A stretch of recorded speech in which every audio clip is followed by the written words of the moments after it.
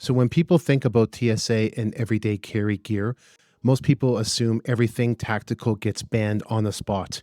But the weird part is some pretty questionable EDC gear are technically allowed through the airport security, while some completely normal stuff gets flagged instantly. Airport security travel tips are still a mess.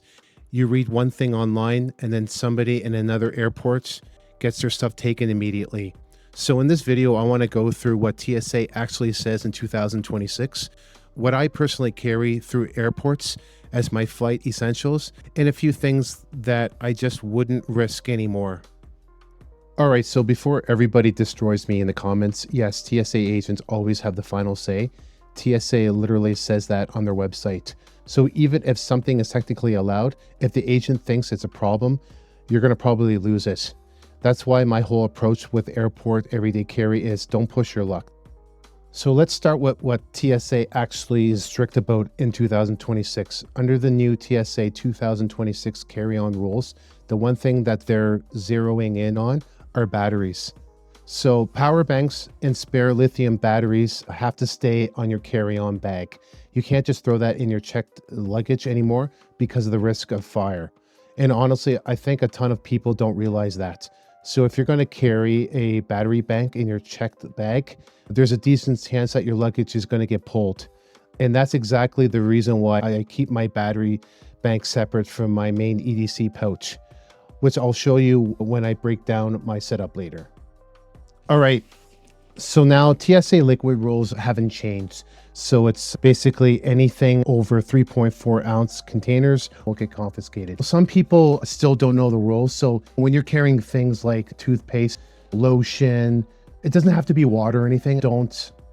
Just don't carry it. You can go to your local Walmart or a local store and grab one of those travel toiletry items. And also what I've seen was actually you're going through TSA and you have that bottle of water or that expensive coffee, and guess what? You're going to have to dump that because you are not allowed to go through security with fluids. So EDC flashlights in general are okay, depending on the make and model. What I'm going to do is I'm actually going to show you one of the EDC flashlights that I do like to carry when I'm traveling. It's not that aggressive. So what I have here is the Tenga S5. So the great thing about this is it's not only that it's small and compact, it's got that aerospace aluminum housing, but it has 1400 lumens and it packs a punch when it comes to size. This does have 4 settings, low, medium, high, and it's got turbo.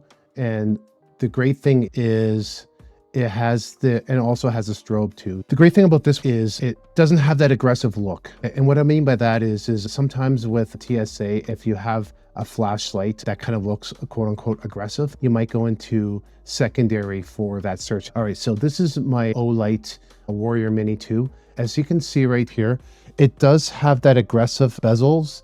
And sometimes depending on the individual TSA, they might consider that as a quote unquote weapon. So this isn't too bad, but that's why I don't like to carry these tactical flashlights, because you never know, somebody might actually consider this as a weapon. And obviously with the price of this, I don't want to take a chance for it to get confiscated. So that's why, like I said, I just have a simple but yet powerful flashlight like this Tenga S5.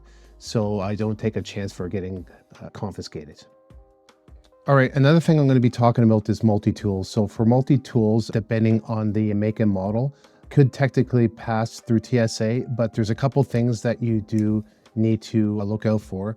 This multi-tool I have here is the Next Torch MT10, and I love carrying this multi-tool. The only thing is on this is it's got 16 sort of tools, but obviously this isn't going to fly because of the blade.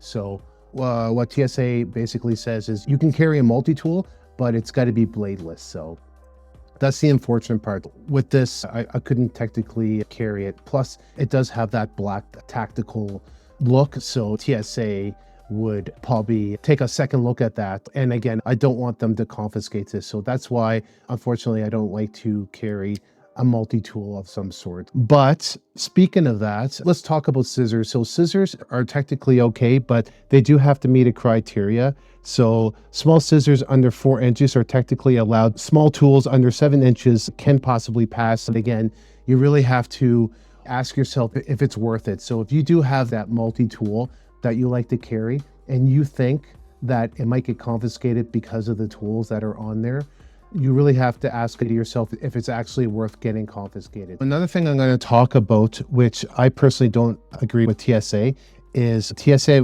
website basically says that you're prohibited to carry tactical pens. Now, depending on who you talk to, this is technically a pen, but can you use this as a weapon?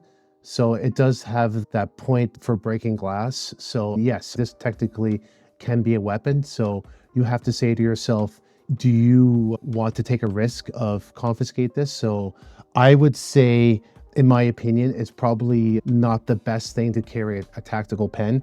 And I did have to ask my friend who does work for border security in Canada, and I asked him about the tactical pen, and believe it or not, he thought that it was okay. But then when he checked the border security rules and regulations in Canada, it is prohibited. So my advice is, when it comes to carrying quote unquote tactical pens, it's probably a no-go, because somebody may let you through, but somebody might consider this a weapon. So with a good chance for it getting confiscated.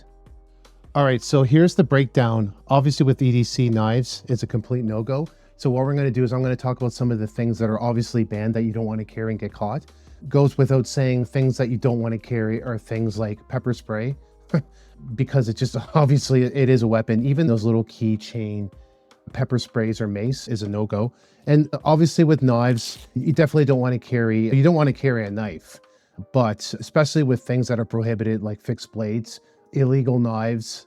So definitely you do not want to carry anything that could be construed as a weapon. And the other thing too, what I need to talk about is fuel related gear. So things like butane lighters, butane torches, you definitely don't want to carry that in your carry-on, because obviously that will get confiscated for the obvious reasons that they're just afraid that it will start a fire in the airplane. So what I'm trying to say is things like prohibited knives, bear spray, butane canisters, torch lighters, anything at all, don't even bother. Now, weirdly, the good. TSA still allows some random stuff that you wouldn't expect. Knitting needles are allowed. Small screwdrivers can be okay. Empty metal water bottles are fine. And I know some of those sound weird compared to some of the stuff that can get banned, but TSA is consistent on these. They show up green on the TSA website every time. So if you're going to build a travel EDC pouch for airports, stick to the items that are clearly allowed on the list.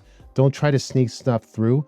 Don't treat your airport carry like a survival kit or a bug out bag, because that's when agents start paying attention. So for my flight essentials, my everyday carry setup is basically, what I'll do is I'll just basically have a phone, I'll have my wallet. Some of the things I will carry is my small flashlight. I do have a sanitizer, pen and paper, cords for charging, and also in the back, I do have a memory bank. And finally, I do have a medical pouch when it comes to traveling. It's all the standard stuff like Band-Aids and Tylenol and alcohol swab. I just want to keep it simple when it comes to traveling. It's nothing crazy that screams tactical. So the key is that you don't want to stand out when it comes to your gear. You want to have a smooth transition through TSA.